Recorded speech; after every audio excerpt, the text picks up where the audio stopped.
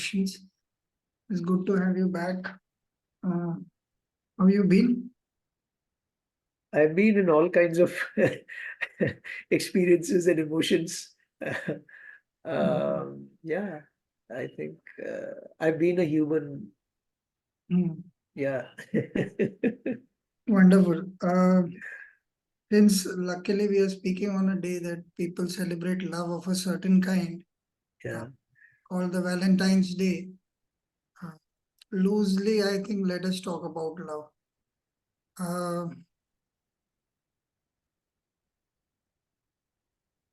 Let me ask a provocative question right at the very beginning.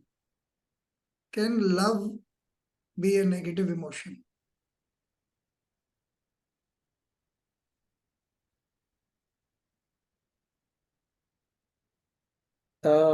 This thing of this thing of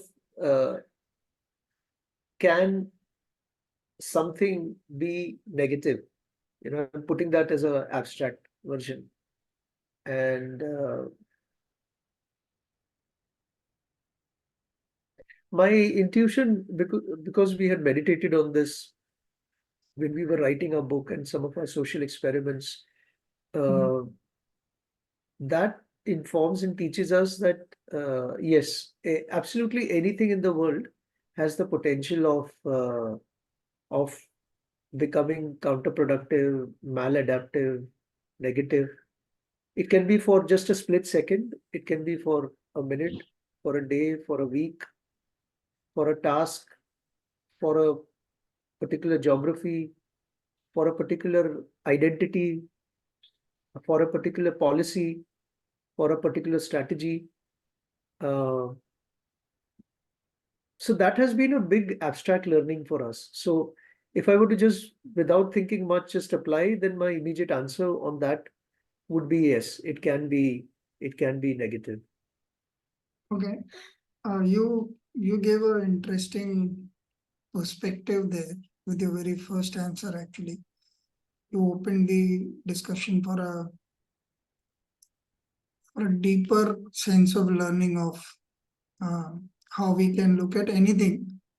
But sticking to love for now, is there a point where it starts to anything? Okay, let me stick to your version of things. Is there a point where anything starts to be negative?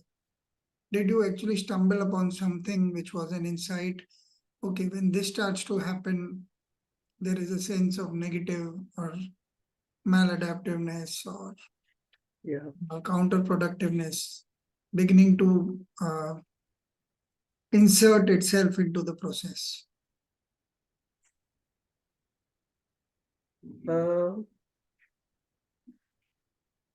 I don't know whether I'm directly answering your curiosity, Bunty, but here is what is emerging for me.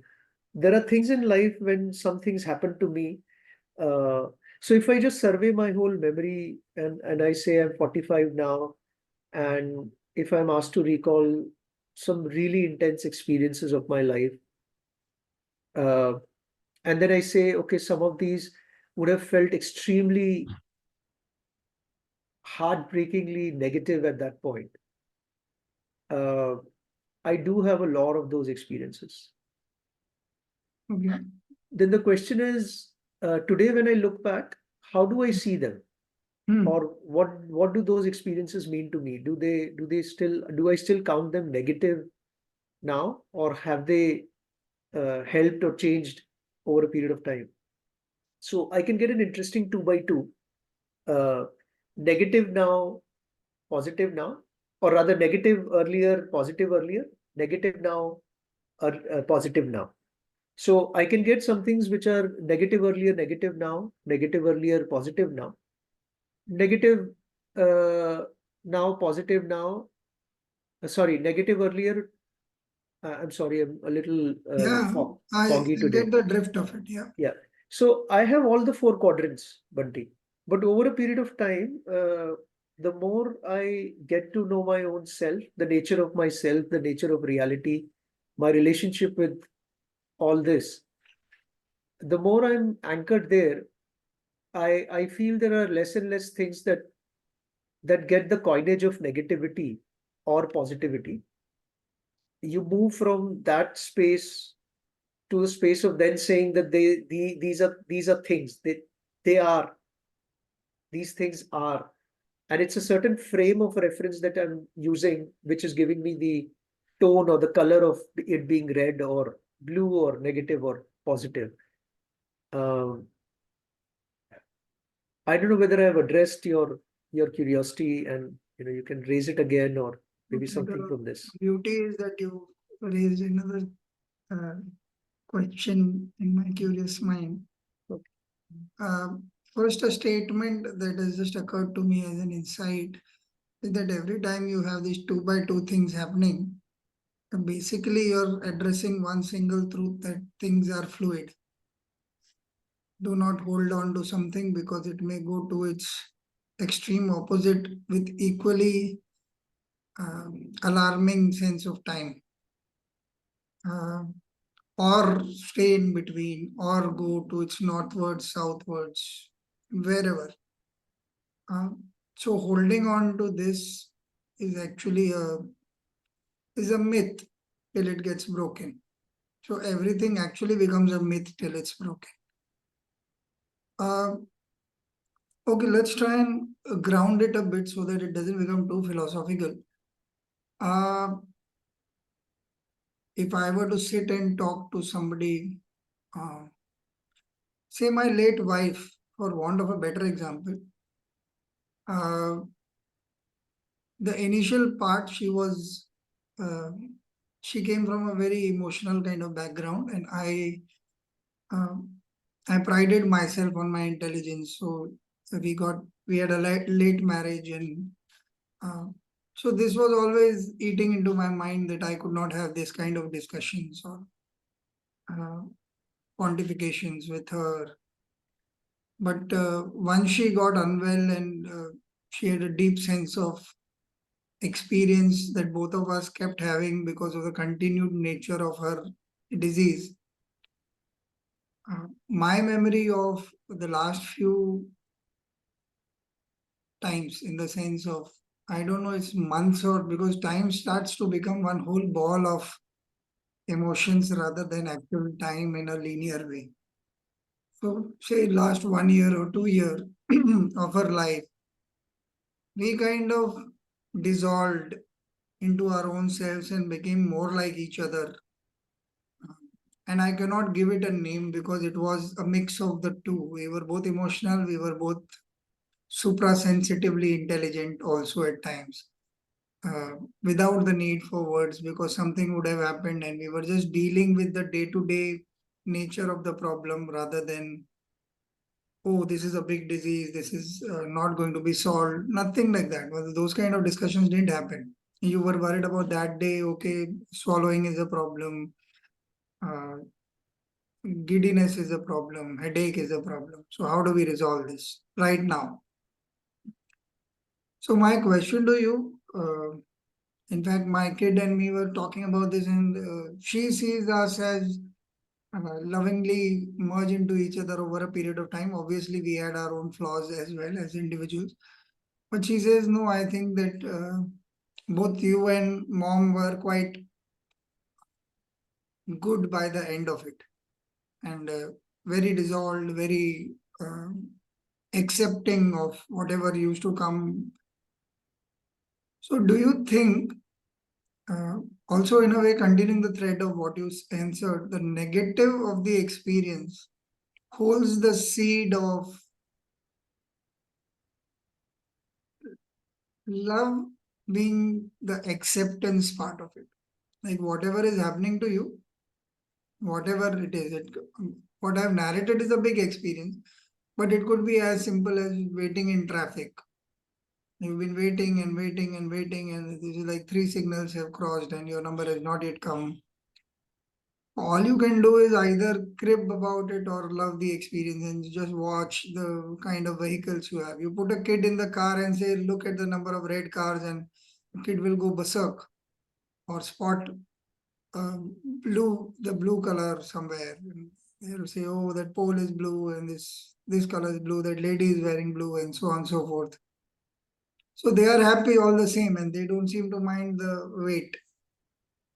Do you think there is a process there or there is a point of understanding? Do you want to contemplate a bit on that? Yeah, I think it's a beautiful sharing that you did, Bunty, there.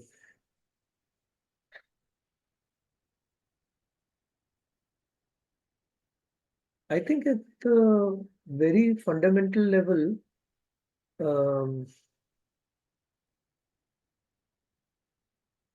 uh, the existence of two, or the realization or the unconscious realization of two is important, one and the other. Now, that one could be inside and the other could be inside, the one can be inside and the other could be outside. And क्योंकि जब हम when we say love, you have uh, you have the verb, the experience of love, but there is something being loved and something is loving it.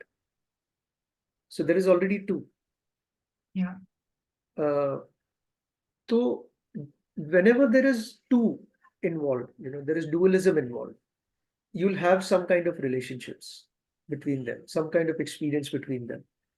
Uh, and they can come from they can have a range of emotions, they can have a range of imagination and permutations and combinations. And if we the second thing that can come up for me is anything that has the potential of giving you pleasure has an inbuilt potential of giving you pain, and vice versa. Uh,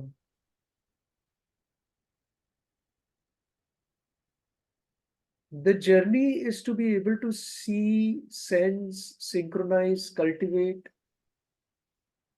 the constant emergence of two and the relationships that come up, or the experiences that come up between the two, and how they give rise to positive, negative, or the binaries. And knowing that if one is there, then the other is just lurking around, and it might just or the fear of it coming someday. uh, and hence when people have this flow experience, uh, in psychology there is this term called flow experience by an interesting researcher called Mihai Csikszentmihalyi. A very difficult to spell his name. It's a very difficult spelling that his spelling is. Um, so his idea of the word flow and the terminology of flow was when a person loses his own self and is involved so much in the process that that you don't feel like one and the other, you just feel like one. So when you felt dissolved, I think that whole the wave that you are, the wave that your beloved is, that wave fell back into the ocean and you just felt one with each other. True. So that's what is coming up for me, Bunty.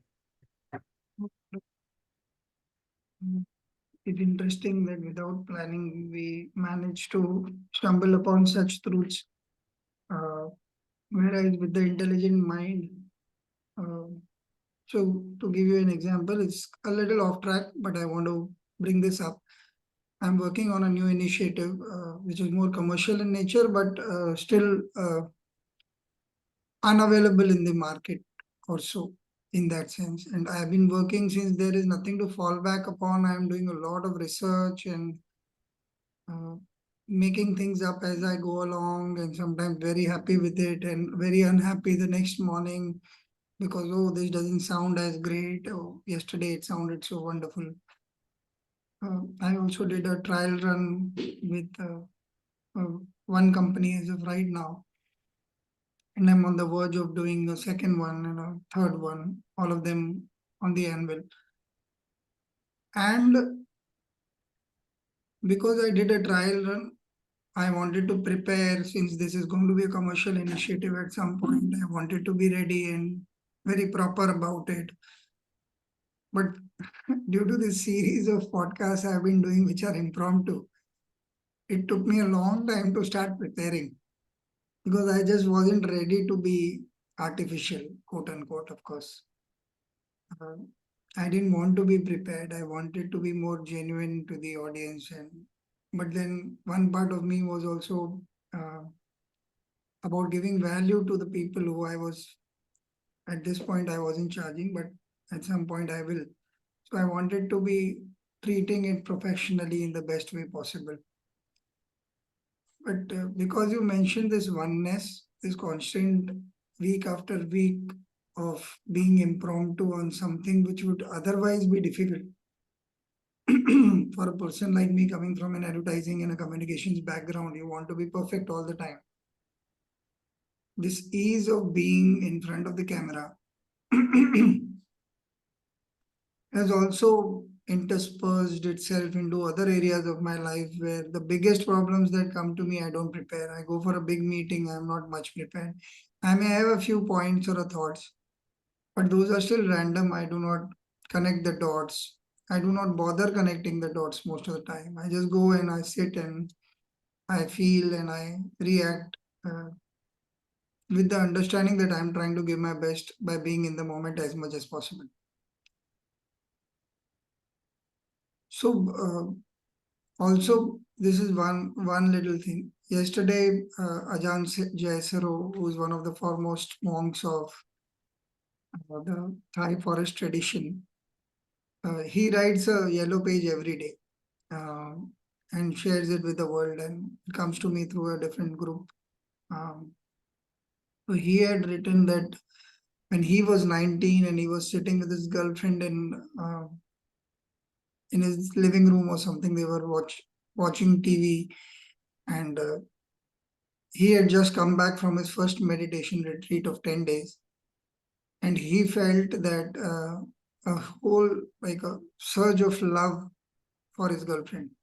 But because he had just come from the meditation retreat, he decided to switch and see if that love could be felt for somebody else. Then there was somebody else in the room, and he felt the same love. And then that other person's boyfriend was there, and he felt the same for the other.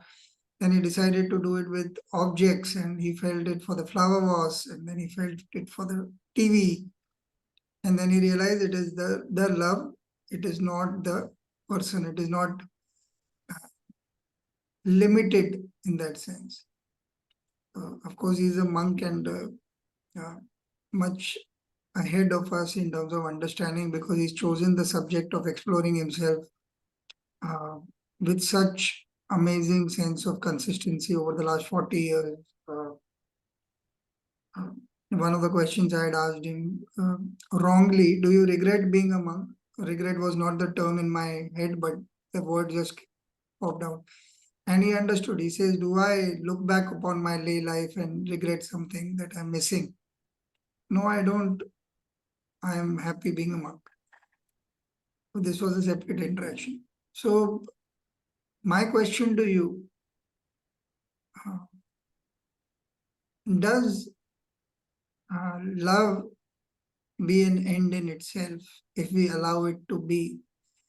Uh, Even if we consider the experiences that you spoke about, um, positives and negatives, and allowing the relationship to develop and explore all the polarities of the human emotions that we have, because love equals hate at some point, and that hate again becomes love, and so on and so forth. Do you think love by itself is enough in terms of experiencing it fully and not sitting down in judgment if possible?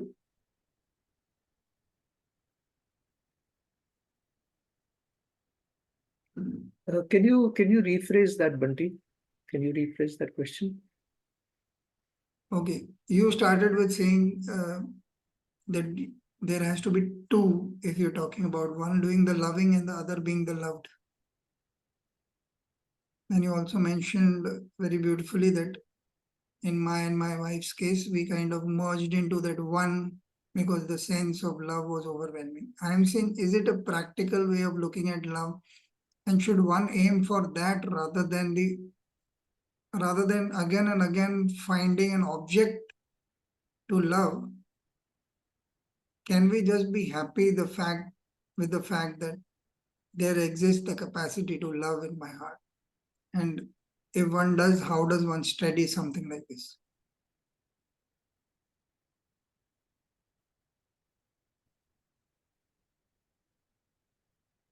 I think Wood, you reminded me of the thing of, the one loving, the one loved, and the act of the experience of love, loving itself. Um, I feel if we look at that construct or that design, then you have the lover, the loved, and the loving, the love, right?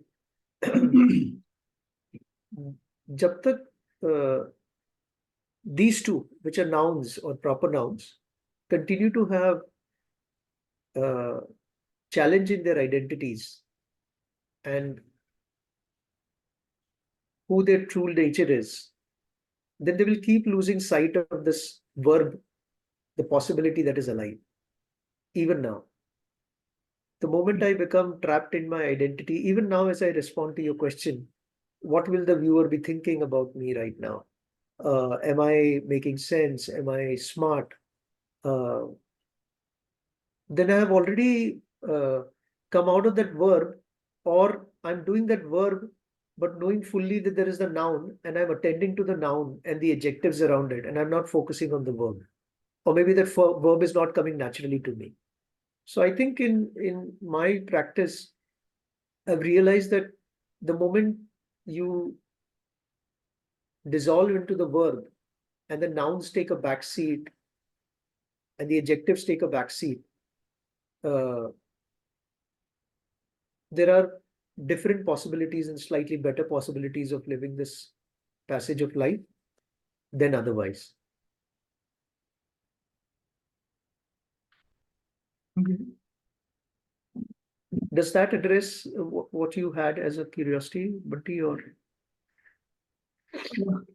This has led me to an answer about myself that I've been thinking for a very, very long time. Okay. So, say for example, our friendship, although we were not in touch for I think more than a decade or so, 8, 9 years for sure, running our separate lives, and not that we had a fight or something, but we were kind of not interested in each other's lives, if I were to loosely put it, because we had our own concerns or whatever. I have been very lucky to be loved by people or be acknowledged or respected, uh, or rather that they know that I exist, to me is a boon. Like I know a saint in our locality it's a big deal that he says, "Oh, I thought of you, Bunty." He is on a completely different path, but to me it matters a lot that he thinks I'm important enough to be called, or he sends a message or something talking about. He'll just take the name of his deity, like, and just send a message to me, and I feel very happy that I crossed his mind. Uh, I have been very lucky in that aspect that if somebody that you know who you consider spiritually advanced and you call me and they'll sit down with me and talk to me, I feel very, very lucky and blessed. And um, so I have been always wondering what is it, because I can only see flaws in my own personality, and I know where I'm digressing and not walking the path yet, and my struggles with it, my challenges in life, and whatever those uh, greed, anger, lust, whatever may arise at different points of time, and sometimes is determined not to go, as if it is just a part of me and it's always there, and I seem to like it and being very angry for days. It may happen. It doesn't happen very often now, but it still happens, and it happens very vehemently so. Like if I were to tell you I don't get angry, and this evening itself I'll get a very strong proof that I can get angry and lose absolute control of my mind and be as bad as any, maybe as any criminal in jail. who's got angry and killed someone or hurt someone badly or something. And I cannot understand this. And then yet I see these people respond to me so lovingly, so warmly, blessing me, at times being in contact, or I've had one or two episodes with the Vipassana Guruji where I met him and he spoke to me. And these are like really big deals because it's not a normal thing to be getting such kind of access to start with. So today you kind of answered because I also have a negative feeling about my not being politically correct in most situations, even if I go to corporate offices and dressing up well and talking nicely or saying the right thing. Very often I find I may say the wrong thing and crack a joke when it is not required. And so somebody in bereavement and I'll crack a joke on a dark humor thing on death or something. And I don't understand all of that. And I feel very uneasy about this aspect, but I don't calculate and try and correct it. And I just let things be and try and be a little more kinder. I try and explain to myself. So maybe that's the answer. The fact that I'm uh, not very calculative about what I do. It is the process that takes over, and um, the sense of being is lesser, perhaps. Perhaps. And this might be patting myself on the back, feeling good about it. It could be, but at least it's given me some glimmer of understanding of what is happening, and I can actually grow into that if it is the answer for me at this point of time.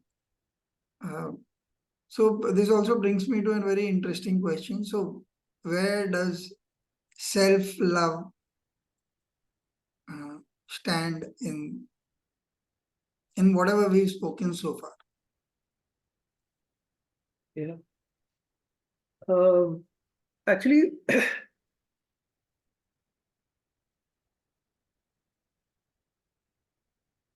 जैसे 2 by 2 एक emerge हो रहा है, self love self criticism, other love other criticism, यानी loving other loving criticising other. इसका एक cousin है, इसी ग्रिड का एक कजिन है, मौसी का बेटा है, शायद बेटी है, वो है self acceptance self criticism, others acceptance other criticism. कई बारी we find that, at least I find that I am more accepting about something in my own self than in others. Sometimes I'm overly critical about something in myself and maybe comforting the other. तो चारों quadrant में रहता हूँ. कोई चीजें हैं जहाँ पे मैं इक्वल मेजर में हूँ, सेल्फ एक्सेप्टिंग अदर एक्सेप्टिंग. किसी में सेल्फ एक्सेप्टिंग है बट अदर क्रिटिसिज्म है.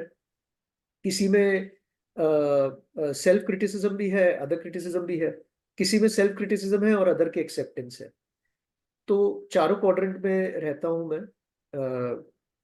Over a period of time I can, or anyone can, develop one's relationship with one's own self, because even when I say self-love, I'm assuming there is two. I am loving my own self. There is two already I'm building in. So there are aspects of myself or my plural selves that I bring to awareness, or they are already lurking around.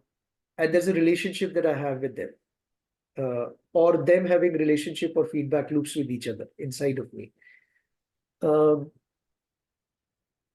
It goes back to what's my inquiry in life's understanding about nature of self, nature of reality, and the relationship between the two, and what should I do when I have this understanding. Yes, of late काफी commentary है self love के ऊपर है. There are a lot of things that have gained currency in society in the last couple of decades, I would say. And when I use the word gain currency, it doesn't mean it's right or wrong. I'm just saying they have gained currency. Like you look at a TED talk by a lady called Brené Brown, who's talking about being comfortable with vulnerabilities. Or you would get a lot of TED talks around authenticity, self-love, trigger warnings, safe spaces, psychological safety. ऐसे बहुत सारे rubrics हैं जो जो अभी society में बहुत high in awareness आए हैं. May be it's with a certain group or kind of thing. I feel that uh, the response to this is slightly tricky because there's so many non-linear things that have to come together to address what you just beautifully asked, Bunty. एक तो ये कि मैं कोई भी चीज ले लूं, मान लो सेल्फ लव ले लूं, पैशन ले लूं, मोटिवेशन ले लूं, अगर मैं उसको आधार बना देता हूँ और कहता हूँ कि this is the only big thing और this is a very big thing और this should be the big thing, then I'm also automatically acknowledging that the others are not, other things are not, or I don't care, or whatever. Fine, I have nothing against it. I'm just putting facts here.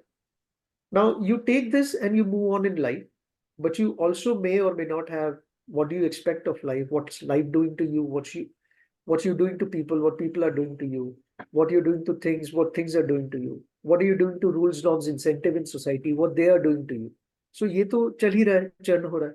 Now, if your life's you have a desire of being CEO or a founder of a unicorn, then the set of interactions that you will need to have, the number of people you will need to touch, the number of things you will have to interact with, whether you're in the digital space or physical space, doesn't matter, will be different than when you say, I have this realization, my needs are defined, I'm going to be very comfortable with it. With those in my eyesight, I would have only these set of interactions and I'll have choices around them. So I think it depends on a lot of factors where self-love could become extremely, extremely important, or it could become, let me do that later on. You know, there are a whole generation of people, at least I can speak for my father, my mother, and their age. For them, they may have a latent concept of self-love, but I saw them so much duty oriented, for they want to bring their kids up, they want to be up. उनको देख के, yes, anybody could say, oh, they had certain challenges. Nobody's denying that. So yes, I mean, there is room for these concepts and experiences and people wanting to hold them. And it works differently for different people in different groups in the world, is what I would say. Sometimes it's also in different phases of their life. I remember when I was a teenager, I had a huge number of issues in terms of body shaming. My whole face was covered with pimples. Nobody would even look at me after the first second that they would look at me. It was that bad. And in those days, I had nobody else but I had to love my own self. Much as I was hating how my body and appearances was, because I didn't know myself to that extent that I know now. And of course, it's a studentship, so it's a lifelong journey. Sorry for that long response. Beautiful. There was also another interesting insight that came to me when you spoke about that grid of self-love, self-criticism, other love, other criticism.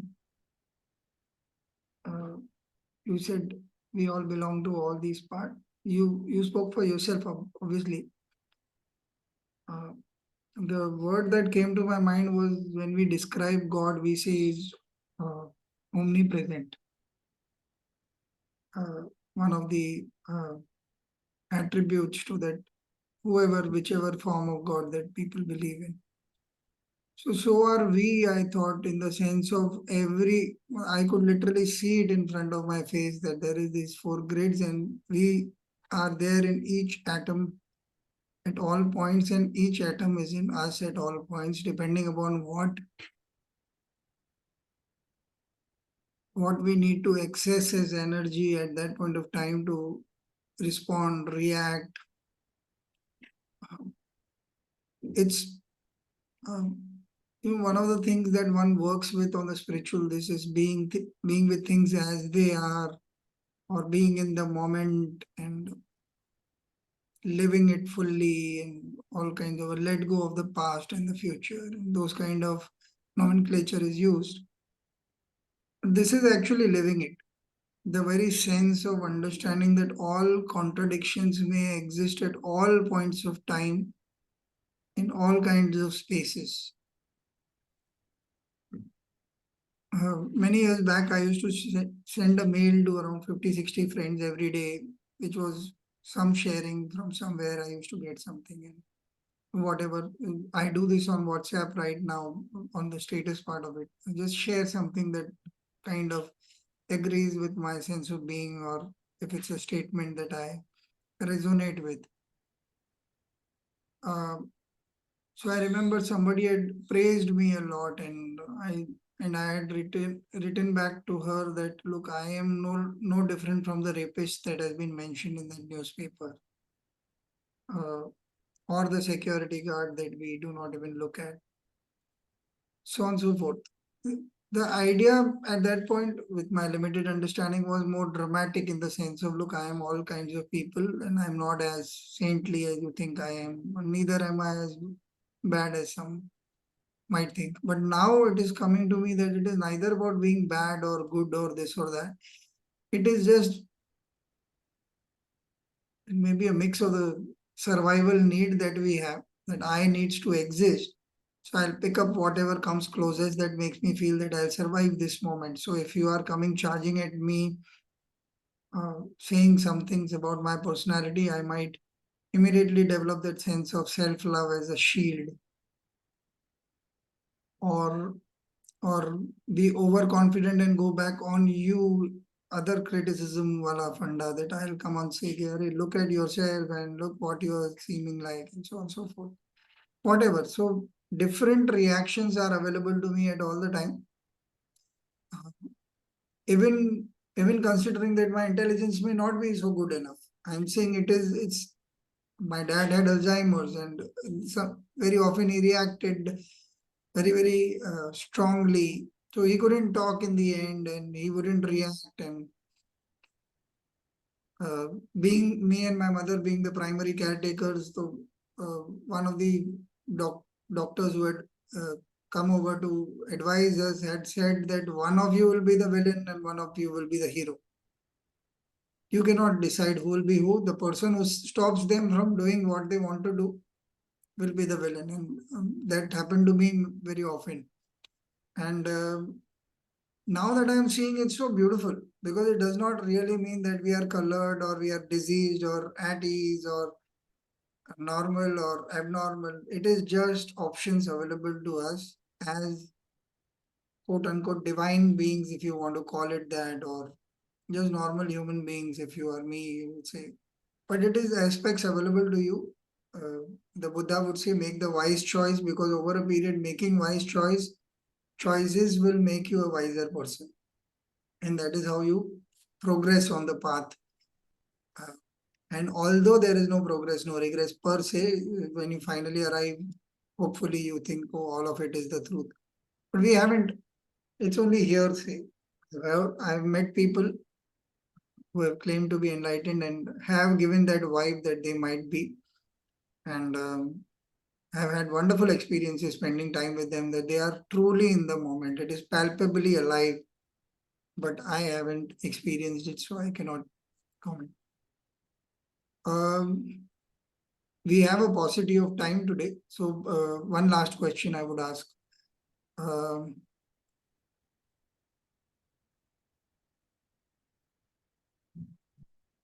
what do you have to say about the vulnerability that love brings to us? And how does one befriend it, if I were to ask?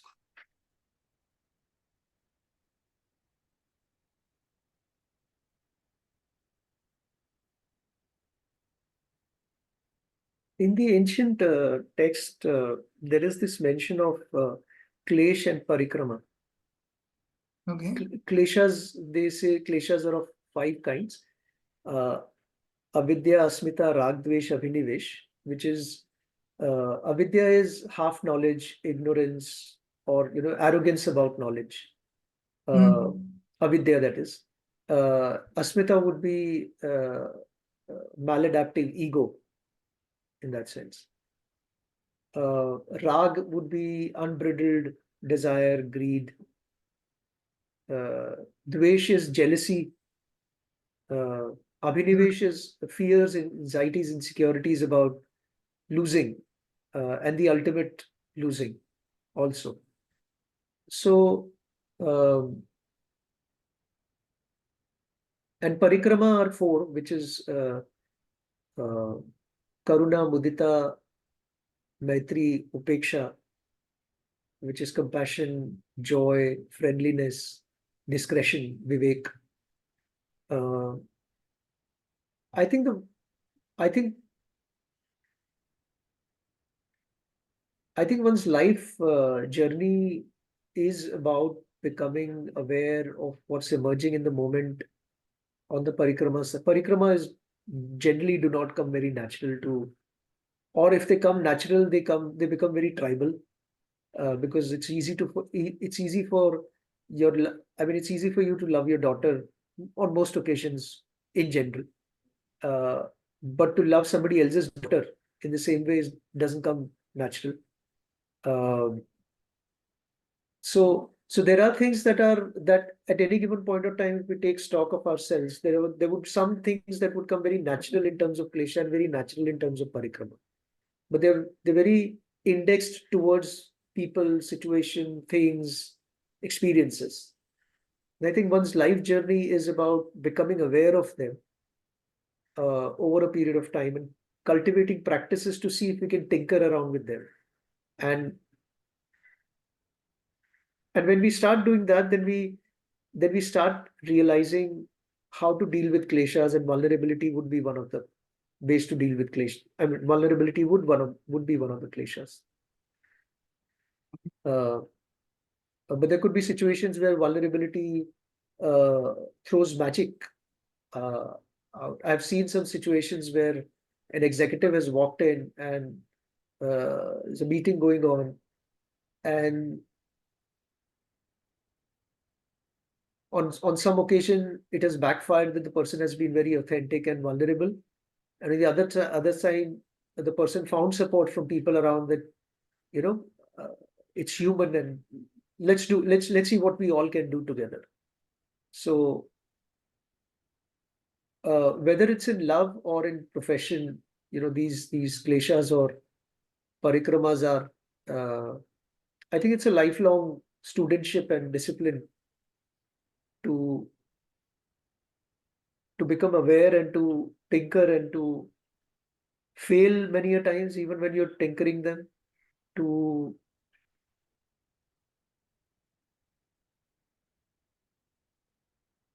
yeah, I don't know how to land this, but I think to just keep breathing till you last, and find some good people around whom you can trust, build your own tribe, uh, become comfortable with being with one's own self also, most of the times.